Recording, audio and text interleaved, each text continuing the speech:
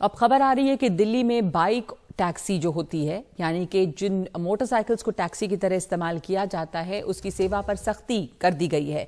परिवहन विभाग ने पब्लिक नोटिस जारी किया है। ये मोटर व्हीकल एक्ट का उल्लंघन है, ये कहा है परिवहन विभाग ने। बाइक पर यात्रियों को ढोना दंडनीय अपराध है। नियम तोड़ने पर पहली बार 5,000 रुपए का जुर्माना लगेगा और दूसरी बार नियम तोड़ा तो 10,000 तक का जुर्माना देना होगा।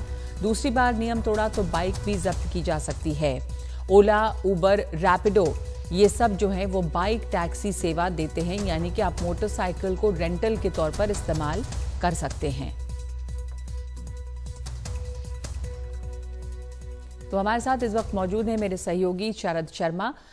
शरद, इसके पीछे औचित्य क्या है? मतलब ये जो बाइक सेवा है, इसके ऊपर फाइन लगाने का क्या तर्क क्या दे रहा है परिवहन विभाग? क्यों इसको मना किया जा रहा है?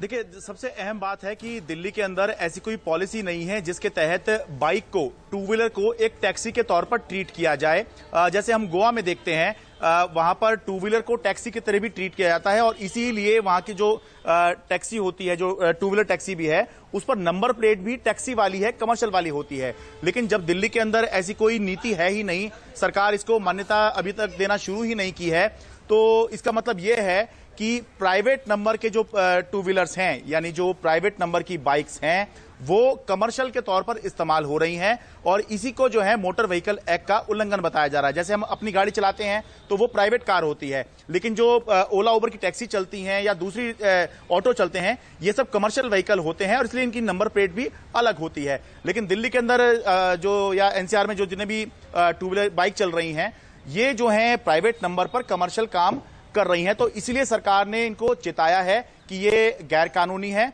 और ऐसा करने पर जो है आपका जुर्माना हो सकता है। और एग्रीगेटर्स को भी कहा है, ओला, उबर, रैपिडो जैसे जो एग्रीगेटर हैं, जो ये सेवाएं प्रदान कर रहे हैं ऐप के माध्यम से, उनको भी कहा है ये कि इलीगल है और इस पर कार्रवाई होगी।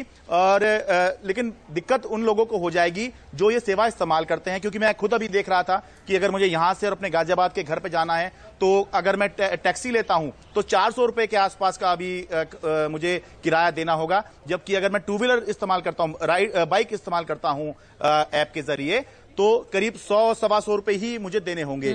तो बहुत बड़ा अंतर जो है ये जो सेवा इस्तेमाल करने वाले हैं उनके लिए एक समस्या जरूर खड़ी कर सकता है। लेकिन एक बड़ा पेंच इसके अंदर नगमा ये है कि कोई ये पता कैसे लगाएगा कि ये जो राइड हो रही है, हाँ। जो बाइक चलाने वाला बाइक चला रहा है और पीछे बैठा हुआ है, हाँ। ये असल में कमर्शियल इस्तेमाल हो रहा है, क्योंकि जो बाइक का नंबर है वो तो प्राइवेट ही है। तो ये देखना मैं यही पूछने वाली थी आपसे कि पता कैसे चलेगा? प्राइवेट नंबर्स हैं, उसमें कोई भी बिठा के अगर किसी को लेके जा रहा है तो वो रैपिडो है या नहीं, ओला उबर है या नहीं, तो ये पेज जरूर है, इसके ऊपर सोचना पड़ेगा भी कि किस तरह से ये इसके फाइन लग सकता है। इसकी धन्यवाद आपका शरद, इस जानकारी के लिए, जो आपने हमें जानकारी दी कि दरअसल इसके ऊपर जुर्माना क्यों लगाया गया है, क्योंकि अभी ये कमर्शियल व्हीकल नहीं है, प्राइवेट व्हीकल्स जो हैं उनका इस्तेमाल किया जाता है रैपिडो के तौर पे, ओला उबर के तौर पे।